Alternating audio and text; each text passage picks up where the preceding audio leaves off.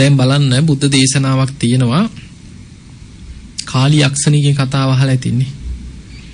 මේ කතාව පටන් ගත්තේ කොහොමද කියලා බැලුවොත් අපි නොසිතන දෙයක්. ආත්ම 500ක සංසාර වෛරයක් බුදුරජාණන් වහන්සේ සංසිඳෙව්වා.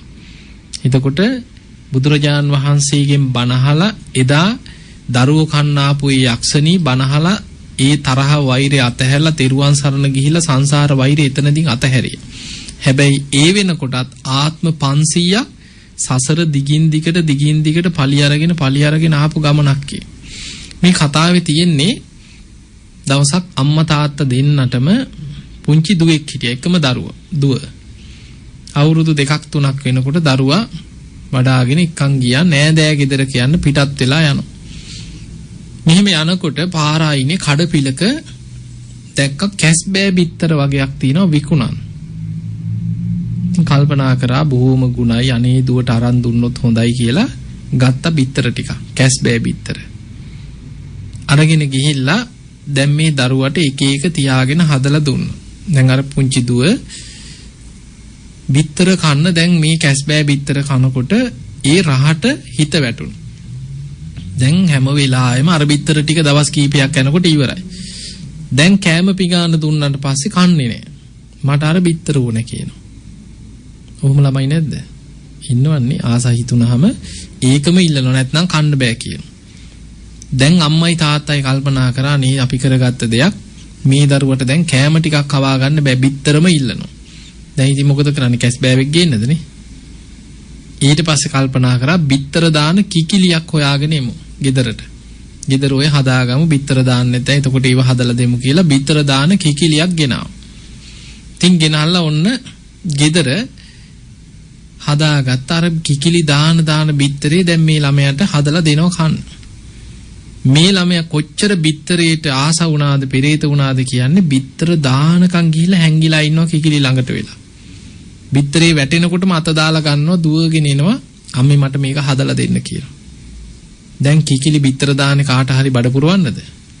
නෑ. කිකිලිට කේන්තියක් අපි හිතන්නේ නෑනේ සත්තු වෛර බඳිනවා කියලානේ. කිකිලි වෛර බැඳා මගේ දරුවෝ බිත්තර කියන්නේ පැටව. කිකිලි වෛර බැඳා මගේ දරුවෝ මේක කනවා කියලා වෛරයක් ඇති වුණා. අර පොඩි දරුවා ගැන කිකිලිට වෛරයක් ඇති වුණා. ඒ වෛරෙන් කිකිලි මරණයටපත් වෙලා ඒ ගෙදරම පූසියක් වෙලා උපදිනවා ඊළඟ ආත්මේ. අර ගෑනු දරුවා පොඩි වයසේදීම මරණයටපත් වෙලා කිකිලියක් වෙලා ඉපදුනා.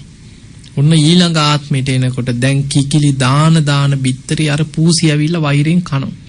එක්ක කුඩු කරලා හරි යනවා. ඔහොම වෛරේ දැන් ඊළඟට උනේ කිකිලිට වෛරය ඇති වුණා ඊළඟ ආත්මේ පූසි ගැන. කිකිලි මරණයටපත් වෙලා ඊළඟ ආත්මෙ ඉපදුනා කොටි දෙනක් වෙලා ඉපදුනා. අර පූසි මරණයටපත් වෙලා මුව දෙනක් වෙලා උපදිනවා. දාන පැටව මුව දෙන දාන පැටිය කොටි දෙන ඇවිල්ලා කාලා යනවා. ඔහොම ආත්මෙන් ආත්මෙ දිගට ආත්ම 500ක සංසාර වෛරයක් ආවා කියනවා. එතකොට බලන්න මේ වෛරේ පටන් ගත්ත හැටිනේ. අපි හිතන්නේ නැති දෙයක් නේ. ඔක තමයි ධම්මපදයේ තියෙන කාලි යක්ෂණිගේ කතාව.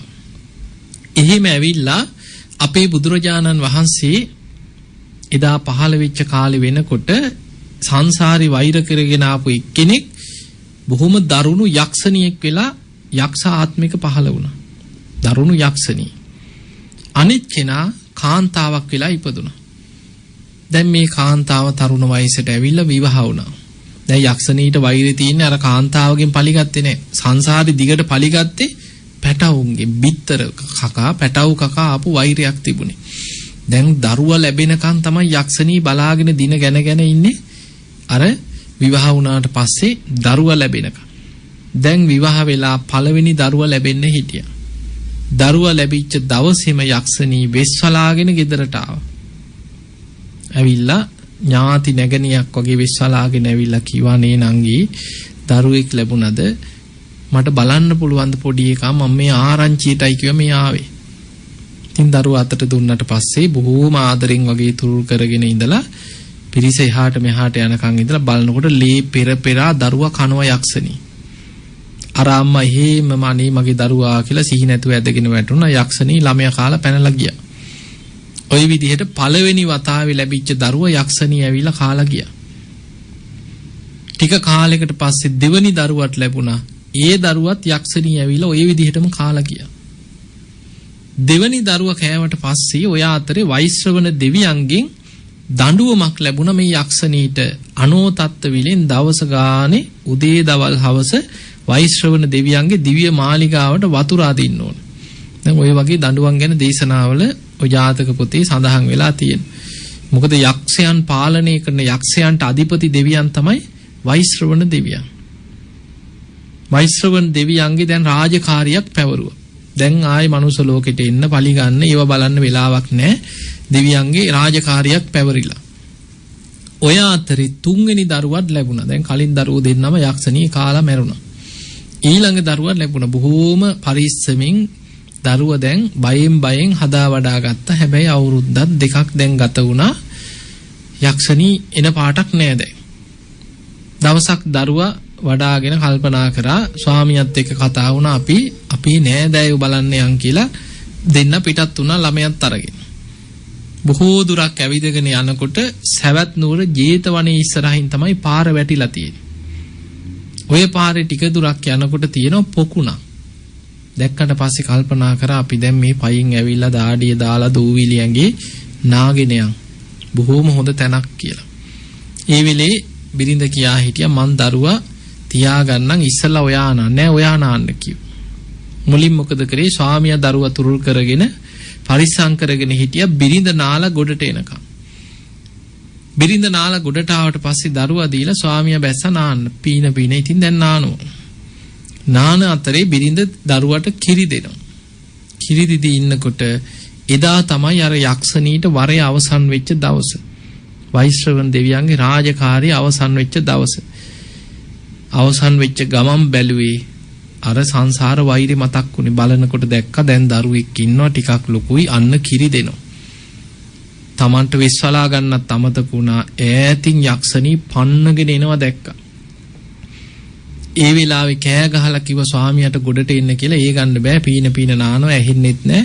දරුවා තුරුල් කරගෙන දිව්ව ජේතවනාරාමයේ ඇතුළට. දුවා ගන්නතක් නෑ. දැක්ක ආරාමයක් තියෙනවා. දුවගෙන ගියා ජේතවනාරාම.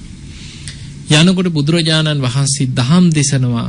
ධම්සභා මණ්ඩපයේ ඇතුළෙන්ම දුවගෙන ගියා කෑ ගහගෙන ගිහිල්ලා බුදුරජාණන් වහන්සේගේ සිරිපතුල් දෙක ළඟ දරුවා තිබ්බා. අනේ ස්වාමීනි භාග්‍යතුන් වහන්සේ යක්ෂණියක් එනවා කිය මගේ දරුවා කන්. මගේ දරුවා බේරලා දෙන්න කියලා දරුවා තිබ්බ සිරිපතුල් දෙක ළඟ. යක්ෂණී පන්නගෙන ආවට දේවතාවරු කොටු කරා ජේතවනයේ දොරටුව ළඟදී නැවැත්තුවා. දෙවියන් කොටු කරා ඇතුල් වෙන්න බැරි වෙන්නේ. බුදුරජාණන් වහන්සේ බුදු ඇසින් බැලුවා යක්ෂණී ඉන්නවා දොරටුව ළඟ. එතනින් ඇතුළට එන්න දෙවියන් ඉඩ දෙන්නේ නැහැ.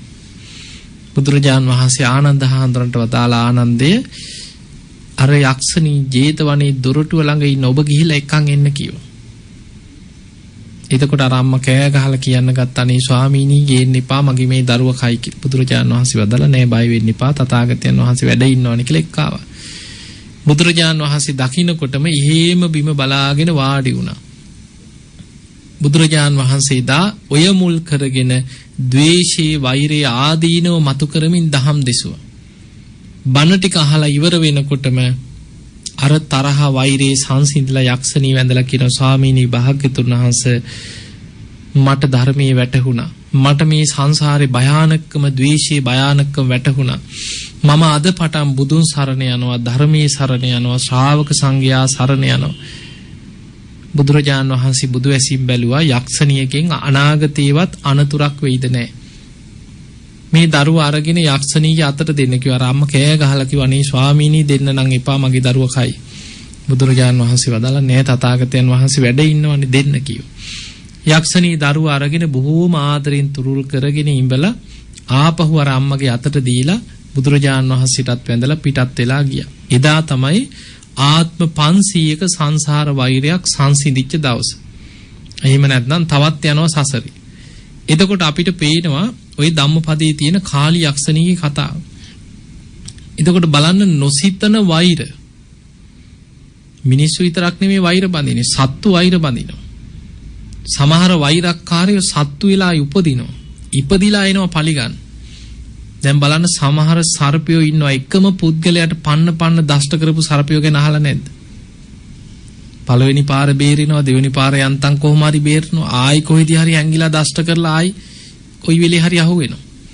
ඒ වගේ තමන්ම ආදරෙන් හදාගන්න සතා මැරෙනකන් හපා කාපු අවස්ථා තියෙනවා. එතකොට ඒ වගේ සංසාර හතුරෝ සතෙක් වෙලා මුණ ගැහුණත් එක්ක හපා කරනවා නම් හපා කරනවා, දෂ්ට කරනවා නම් දෂ්ට කරනවා, පලි ගන්න පුළුවන් වෙලාවට පලි අර වෛරෙ මතුවෙනවා. සංසාර හතුර අමනුස්සෙක් වෙලාවොත් ආයි කොහෙන් බේරෙන්නද? පලි ගන්නවා.